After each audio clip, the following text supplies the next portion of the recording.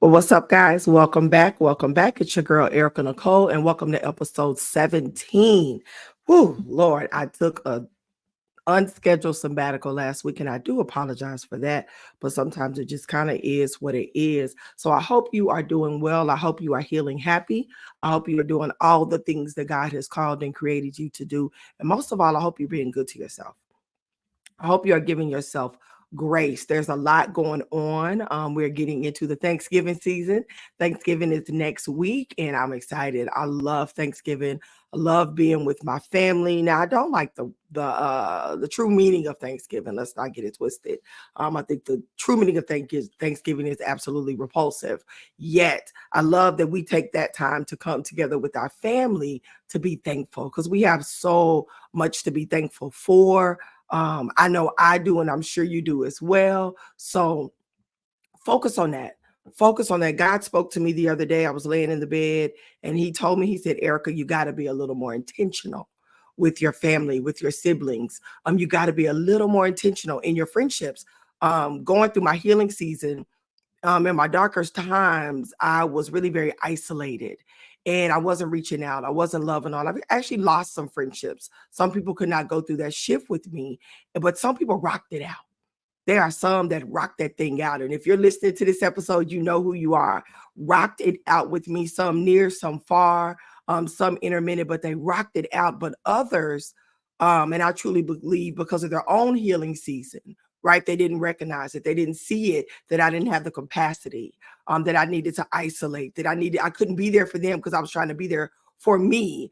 Maybe our conversations were some provoking some things and I couldn't verbalize it. So I had to just kind of cocoon. Well, it happens, and everybody can't go where you're going. And sometimes our healing seasons, our healing journeys are pruning seasons as well. So, touche, it is what it is. I love them from where I am now, right? And I send them love and I send them positive vibrations. And one actually, I send text messages to, I still connect with on social media. The other one, I'm blocked from everywhere, or either she's just deactivated everywhere. I'm not really sure, but I'm still sending up positive vibes, right? Because there's no love loss. There's no love loss. She still is my little sister. I still love her and her kids tremendously. I just didn't have the capacity. But touche, I don't know where I went with that conversation, but I digress. But in this healing season, give yourself grace. Give yourself grace. Do not beat yourself up because you can't be all the things. Don't beat yourself up because you can't be in all the places. You can't attend all the events. You can't be there for everybody, honey, because sometimes you just got to put that oxygen mask on and be there for yourself. I know you know what I'm talking about. I know you know what I'm talking about. It's stages to this thing, right? It is stages, and that's what we're going to talk about today, shifting from the stage. We're going to talk about shifting from surviving to thriving in your healing season. I love that. I love that conversation that we're getting ready to have, and I'm excited about it because I am truly in my thriving season, right? I am thriving in so many areas. And what I notice is that you may thrive in some and still be surviving in others, right? So it's not all, you don't have to, it's not all or nothing. It's not all or nothing. And I absolutely love it. So I hope you guys are doing good to yourself. I hope you're loving on yourself at the highest level of love. I'm loving on myself. Right now, I must say, I'm a little obsessed. This is just a little urban news, right? I'm a little obsessed with Nelly and Ashanti. Their relationship, of course, is from the early 90s? I want to say, is it 90s or early 2000s? So they're just that couple that I've always rooted for. No matter who they were dating, I just always could not see past Nelly and Ashanti, right? Yeah, 2010, I think it is. I never could see past that love. It was just something about it. And so now to see them back and to go back and look at some of the interviews that Ashanti did, talking about how she is. Because if you think about it, there's never been such a public relationship that she's had except Nelly. And now look how public it is now. Like when she dated Gotti and just very minimal, but now woo. And I'm obsessed. I'm loving the love. I absolutely love love. I love second chance love. And when I say second chance love, that means you had heartache, but you're doing it again. Like most of us that are preparing for that second chance love. I know I am. I will be married again. I've got the prophecy multiple times, and I'm preparing. I'm in that preparation season where I'm learning more about me. I'm loving me on a higher level. I'm healing in all the cracks and crevices. So when he appears, I'll be ready. See, the list I have is not for him. The list I have is for me. I am perfecting the list. I am getting my credit score together. I am getting my savings together. I am getting my body together. I am getting my businesses together. I am getting my relationships together, enhancing my communication. I'm doing the things for me. So when he shows up, I'm ready. See, we always talk about how we want him to show up, her to show up. But how are you going to show up? You can't show up with a 430 credit score wanting him to have an 850. You can't show up driving a Pinto. God, I hope nobody's driving a Pinto when I say that. Do they even, are Pintos even out rolling anymore? Anyway, I digress. You can't show up driving a Pinto and wanting him to be driving a Maybach. You can't live in an apartment and you want him to put you in a mansion. What are you bringing to the table, ladies, gentlemen? What are you bringing to the table? Right? I'm just dropping it like I feel it this morning. I heard David Mann say that on TikTok this morning. And I'm like, David Mann, you are right. And that's exactly what I'm doing. I am perfecting Erica in God's image. I am making sure that I'm hiding his word in my heart so that I may not sin against it. I am not out there dating and laying down with 50,000 men, giving my body away. I am not wasting this season. Right? This season is my preparation season. This season is my thriving season. I'm not wasting it. So when he presents it to me, honey, the package is ready. She's ready and she's ready to go. And she's equipped and she's anointed for such a time as this because she's done the work. She's done the work. I hope you're hearing what I'm saying. And I know everybody is not in that season, right? Everybody is not there, but you will be soon. You will be soon. And if you are equipping yourself to be a bride, if you're equipping yourself to be somebody's wife, well, you can't be giving wifely duties to everybody else saying you want to be a wife because you're already a wife. You already a husband. No. My grandma, I remember grandma be telling me when I first got married to my first husband, she said, start out how you want to end up. Start out how you want to end up. So you over here practicing with everybody else, Bob, Joe, Kelly. No, I'm not practicing. I'm practicing with me.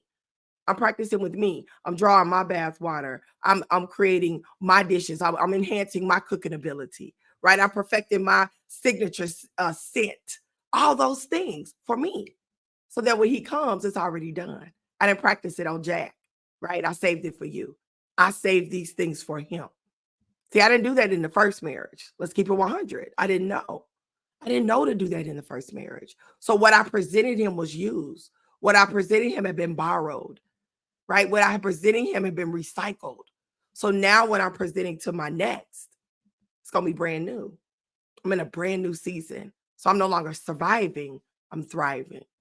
Oh my God, I didn't even know that was coming out, but there it is. So I'm really I'm taking all the love in. I love to see him blush. I love to see them blush. I love the open mouth smiles and laughter and the head throwing back. I love it. I'm here for it. I'm just here for love. I love Black love. One of my guilty pleasures is I read urban romance. And don't come for me. Don't come for me, right? I'm not out there sinning. I love love and I love Black love. I love all love. But I love to see my people. I love to see my men loved well. And I love to see our women loved well because society on shows, TV shows, movies, we're not always depicted. Is that the right word? Depicted? Yeah, we're not always viewed in that way that we can have the dog, the cat, the white picket fence, right? And we can have love. We're always, it's always some kind of abusive love, some toxic, some trauma filled love. And it doesn't always have to be like that. It could be me loving you right and you loving me right. And we just love the kids and everybody's just loved well, loved happy. That's what I'm here for. And so that's what I absolutely love. So in episode 117, thank you for joining me, guys. Those of you that are watching video on YouTube or on the Facebook page, or those of you that are catching me on the podcast platform, don't forget to subscribe and please, please, please, please, please leave a review. Your girl needs the support. So don't forget to subscribe. Don't forget to follow. Go to Speak Life with ErikaNiCole Pod on Instagram or Facebook, connect. I need that, right? We are a award-winning podcast, but God has some plans for us in 2024. He said 2024 was the year of the more. And so I'm ready for it. I'm ready for it. I'm taking on some new things. We're doing some new things behind the scene. I want to take the podcast to a whole new level. But I need your assistance. I need you to make sure you're sharing, you subscribe, you're leaving comments on YouTube and comments on Facebook and comments on Instagram and connecting with us on TikTok. Let us know that we're giving you what you want. Let us know that we're serving and loving on a high level. So it's very, very important that I get that from you. I take those glasses off. They were reflecting. I hate when the ring light is in the glasses, but I don't have a full face of makeup on yet. So I was kind of on the camouflage. But anyway, y'all know me. Y'all know how I come. I'm not always made up because I don't always have to be made up. But real talk here. Just talking about surviving, going from surviving to thriving in your healing season. I'll tell you where this topic came from. The other day I was at a training class, and one of my students, yesterday was my divorce anniversary, right? Yesterday was the 16th. I celebrated, and I don't know if I celebrated it, but I acknowledged 3 years in my single season. And one of my students, he's an older man, and he says, so do you celebrate the divorce or do you celebrate the marriage? And I said, I don't celebrate the divorce. Well, let me go back. I celebrate the marriage because that was the union that made my family. And that was the union that made me who I am today. At 24 years, hey, let me tell you, that ain't easy. So I celebrate that. I celebrate the commitment. I celebrate the loyalty that I presented in that relationship. I celebrate the growth. I celebrate the things that came from that relationship. My relationship with Christ, right? My bonus baby, my family, relationships, so much came from that. So I truly celebrate that. But I also celebrate an aspect of the divorce, and that is I survived. That's what I celebrate. I don't celebrate divorce because I never wanted to be divorced. I didn't get married with an exit plan. I didn't get married with an exit strategy, right? I didn't get married with please break if in an emergency. No, I got married to death do me part as long as we both shall live. What I didn't realize was that the death was a emotional death. The death was the death of our commitment to one another. That was the death. The death was the death of our covenant to one another and our ability to uphold our covenant, even that we have with God when it came to preferring one another, when it came to our marriage. And I'm just keeping it 100, right? I'm just keeping it 100. Both of us went into a place of selfishness where we didn't prefer one another, right? We preferred ourselves. It was our agenda versus the other person's agenda. And thus here we are. But I celebrate surviving it. I remember when I first got divorced, I had no idea who I was. I had no idea who I was. I didn't know what I liked. I didn't know what I wanted to do. I'd never been alone. I'd never been alone. I had been married or in a relationship. God, it's probably I was 18, 19 years old, right? I'd been married or in a relationship. And so here I was at 50, 49, going into 50. And I'm like, whoa, who is Erika? What is Erika like? Because remember, I've been a mom since I was 21. And I know this isn't just my story. I know this is other stories as well. And so when you are leaving that chapter of your life and you're entering a new chapter, I remember looking in the mirror and saying, who are you? Who are you? And what is this supposed to look like? I didn't know. I had cooked for so long for my husband and my children that I didn't cook the things that I liked. I didn't even know how to cook some of the things that I liked because they didn't eat them, right? I love seafood, lobster, crab legs. I love crab salmon, not crab salmon croquettes. No. Well, I might like salmon croquettes because I like salmon, but I don't know because I've never cooked them. I like crab cakes, but I never cooked them. I would just eat these things when I went out because they didn't eat them, right? So here I am in my 50s and I didn't know. I didn't know. I didn't even know what I wanted to dress like in this season, what my brand would be in this season, because my brand was Mrs. Coleman. My brand was the married me. And now I'm not that person anymore.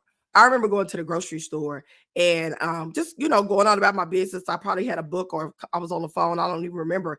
And when I looked at my cart, I was purchasing items for him. I was grocery shopping according to my married life and not my single life.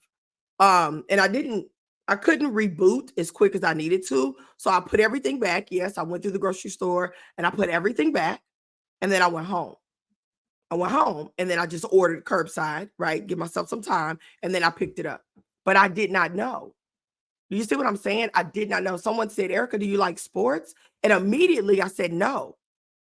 But I don't know if I don't like sports. I don't know. I don't know who my favorite team is, right? His favorite team was Cowboys. So we watched the Cowboys. What if I don't like the Cowboys? And don't come for me. I know they the team. But what if I like the Steelers? What if I like the Broncos? What if I like the Giants? I don't know. And that is where I was in the season. So I celebrate the surviving. But more so now, I celebrate the thriving because I'm thriving. Now I know, right? I'm still figuring some things out, but I know exactly who I am. I am ErikaNiCole. I am Erica Brown, right? I go by ErikaNiCole because that's what my grandmommy called me.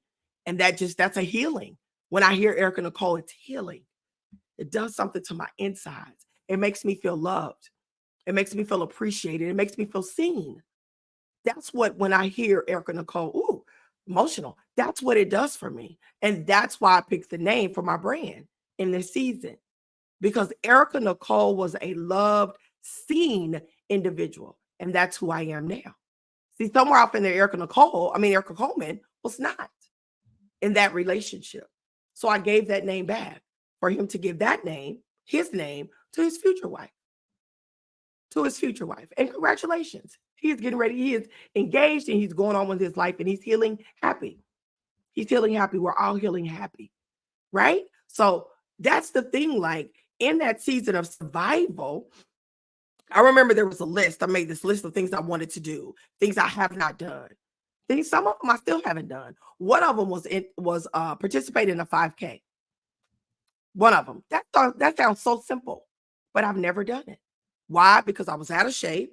I didn't have the endurance and I felt like a loser. So I didn't want to do it. But guess what? Next week, I'm walking in the 5K. Run, walk, however I get there, I'm going to start it and finish it. I'm doing it on Thanksgiving. 2 of my good girlfriends are doing it with me and I'm so excited. It's one of those things that's off the list. It's one of those things. So it's about going from surviving to thriving. Surviving is a very dark place. Surviving is a very dark place. Surviving reminds me of I think I can. You remember the engine that could, the little engine that could? That's what surviving is. Surviving is putting one foot in front of the other every day, talking to yourself through the situation, right? Surviving is reminding yourself to get up out the bed, brush your teeth, take a shower, make the bed, clean your room, those type of things. Surviving is, oh, I haven't been out of the house for 2 days. Let me go out. Surviving is taking your phone off of do not disturb and deciding to answer some phone calls. Surviving is living past your 9 to 5, leaving past the things that you must do and getting to the things that you desire to do, the things you want to do, right? That is the shift from surviving to thriving. Now I am thriving. This year already in October, I went to 2 galas, right? That's surviving. I would not have done that in my original season of divorce, grief, loss. I would not have done that. I felt like in my head, I'm hearing Barbie girl in the Barbie world. I don't know if I felt like Barbie, but I felt like a princess to get dolled up. My daughter came and did my makeup. I think I talked about this on one of the episodes, but I felt beautiful. I felt loved. I felt appreciated. I felt like me in my skin. That is thriving. Even now, more so, I feel so good. There are some things that are not where I want it to be. Credit score, still working on it. Health, still working on it. Right? Businesses thriving, growing, leaping, going. So there are some things that are still not perfect, but there are some things that are not dark anymore. Right? There are some things that are shifting. Excuse me. So it's very important to acknowledge that. And I think it's important for me. I had to sit down and spend some time in my journal and meditate because I didn't even give myself credit for shifting from surviving to thriving. I didn't give myself credit for the growth. 2023 has been a very different year for me. I think for a lot of people, 2023 is the year of finish. God told me that going into the beginning of 2023. So in the beginning of 2023, I didn't know what finish looked like. But God said we finna finish some things, and we have. But in that time, there's a lot of things I did not get to do that I would normally do. I did not get to participate in my network marketing in the events that I would normally go to. None. None. Very minimal compared to what I normally do. That was very different for me. It did not feel like thriving. It definitely felt like surviving. To not go to convention, to not go to Atlanta, to not go to big events that I normally go to. Very, very survival like. But you know what? There's some things that happen in not going that God showed me about me. Some things he fine-tuned about me. And so now I'm like, hey, let the party begin. Let the party begin. I'm ready for it. I'm ready for it. He spoke to me so much through his word this year, letting me know that it's him that gives me the ability to get wealth. Just confirmation. Taking my business to higher levels, product line getting ready to come out. I'm so excited. Giving me commission to write another book, right? We put the devotional and planner out. That was my first solo project. Thank you, those of you that have ordered it and supporting. The link will be in the show notes. Again, you can also find the link on all my social media. Erika Speaks Life everywhere. It's in the link. Thank you for your support. But it's time to do another one, another solo project. I had signed up and gave verbal commitment to be in, I think it was 3 anthologies. 3 anthologies. And God was like, nope, we're not doing that. We're not going back. Not right now. I need you to stay right here in this lane. I need you to let ErikaNiCole shine. Y'all know that's what I do. Wait, pray, shine. That's what we do. He said, I need you to stay right here. He gave me 2 dates, 1 assignment. I'm like, okay, here we go. And he's already given me the scripture. See, I understand now that he always causes me to triumph. He always causes me to triumph. And we're not even going to talk about this journey of being in school. This God is finishing some things that was on a list that I forgot I wrote. I got to pledge my sorority, and I didn't take a pledge to any god, right? I'm a proud Gamma girl of Gamma Phi Delta sorority, which is a business sorority, and I absolutely love it. Nothing against any other sorority, I did what I needed to do for me, right? And now I'm getting ready to graduate at school with a doctorate. That's all God. But that is me thriving, showing up for me, putting my own oxygen mask on, loving me. But you know what it took? It took me changing my perspective of how I looked at what was taking place in my life. See, healing is not all rainbows and unicorns. Healing is painful. Y'all know I'm a nurse by profession, 24 years.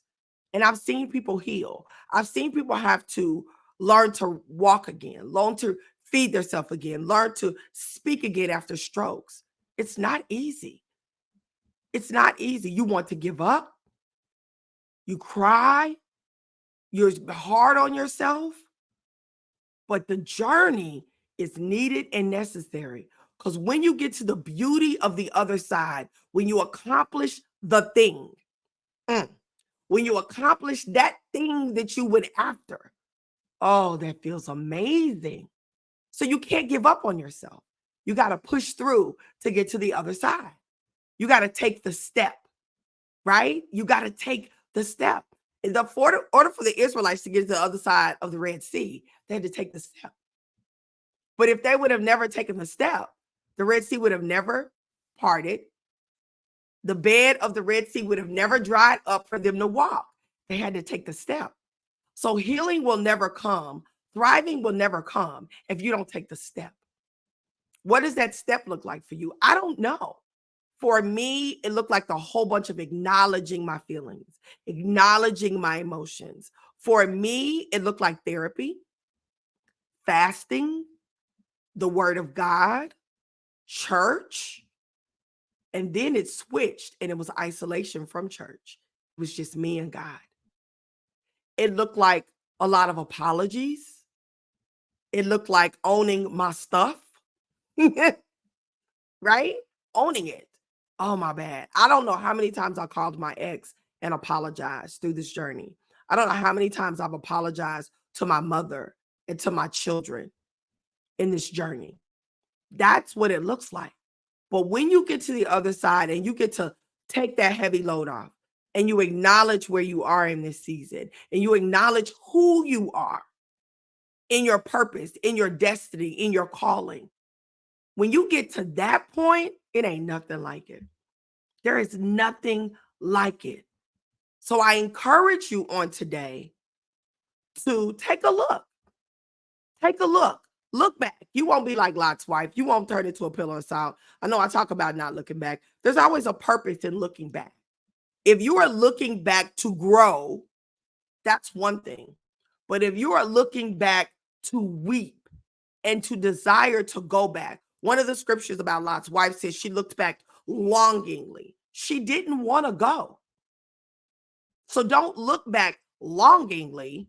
I wish I was still married. I wish I was still this. Yes, you may wish your loved one was still there, your mom, your wife, your daughter, your kid, whatever happened.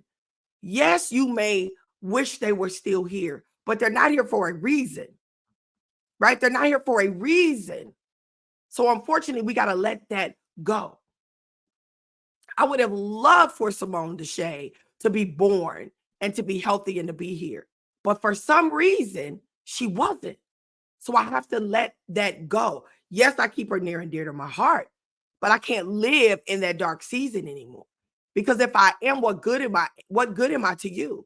What good am I to other women that need to hear my story about infant death and how I was able to get up from my sick bed, how I was able to get up from that dark place and take care of my family and thrive and minister from that point, right? There are women that need to hear how I got what some will call a terminal diagnosis. And I was able to put my body into remission. I was able to overcome by the blood of the Lamb and the word of my testimony. I was able to come by applying God faith to my journey. They need to hear that. But if I stay in that dark season, if I stay in survival, they'll never hear it. So we got to shift to thriving. And in order to shift in thriving, you may have to look back and see where you've come from. See where you come from. See where you are now. And then once you acknowledge that, give gratitude. Give glory. If you have a gratitude journal, great place to write it. If you don't, what a great time to start. Every day, write down 3 things you're grateful for in the morning. And then at the end of your day, write down 3 things you're grateful for about the day. It's just a tip because you got to keep your mind in gratitude. You don't want to go to bed thinking, oh my God, today sucked. Hope tomorrow's better. No, you want to be like, God, I thank you for that cup of coffee. God, I thank you that I hit every red light. And that parking space at Walmart. Hallelujah. Gratitude. God, I thank you for this index card that I'm writing this note on. The small things. It don't always have to be the big things. But gratitude is a great place to start surviving to thriving. Loving yourself. One thing I did that I absolutely love, and I need to do it, I haven't been out in a while, is dating myself. Dating myself. I went to movies. I went out to eat. I was going to a comedy show the other day, but I had homework, so that didn't work. But just dating myself. Getting dressed, looking cute, and going out and dating myself. Last date I went to PF Chang's, and I had a ball. But I dated myself, right? Ladies, I know you go get your nails and your feet done, but make it an event. Don't just go get your nails and feet done, but go get your nails and feet done. A massage. Loving yourself. You don't have to always wait on somebody to go with or to do with. That was a lesson I had to learn. So that's me thriving now. Me thriving is kicking it with myself. Me thriving is enjoying myself. Me thriving. Very, very important. So as you're going on this journey, guys, love on yourself. Love on yourself. Look back, see where you were, look forward, look now, and see where you are, and celebrate you in your thriving season. You deserve it. You deserve it. You're worth it. You're deserving of it. And it is your time. And it is your season. Well, guys, I'm getting ready to wrap this thing up. Thank you for joining me. This is episode 117. Shifting from you're surviving to your thriving in your healing season. I absolutely love you. This is ErikaNiCole, episode 117. I encourage you to heal happy. Heal happy. And happy Thanksgiving, because I won't talk to you until after Thanksgiving. So I pray that you have the best Thanksgiving ever. We all have so much to be thankful for. Another quick tip, another challenge I give to you, right? Post about Thanksgiving. For the next up to Thanksgiving, starting the day, post about the things you're thankful for. Make a list in that gratitude journal that you're getting ready to start of all the things that you're thankful for in this healing season. So that way your mind is focused on the good. I know you're going to miss your loved ones. I know the holidays are different, but focus on the good. All right? If you focus on what you focus on grows, what you give attention to grows. Life goes in the direction of your most dominant thought. So if you focus on the loss, you know what you're going to get. But when you focus on the beauty, on the sunshine, on the rainbows, on the little bitty things, even though a daffodil is a weed, it's pretty. So focus on the daffodils in the grass. Focus on that beautiful yellow color of a daffodil in your healing season. I absolutely love you guys. Until next time, don't forget to be good to yourself. It is your time to wake, pray, and shine. As the word says, we are to let our light so shine before men so they will see our goodness and give glory to God. Ladies and gentlemen, it is shine time. This is your girl, ErikaNiCole, and I love you, and there's nothing you can do about it. See you next time on episode 118. Bye-bye.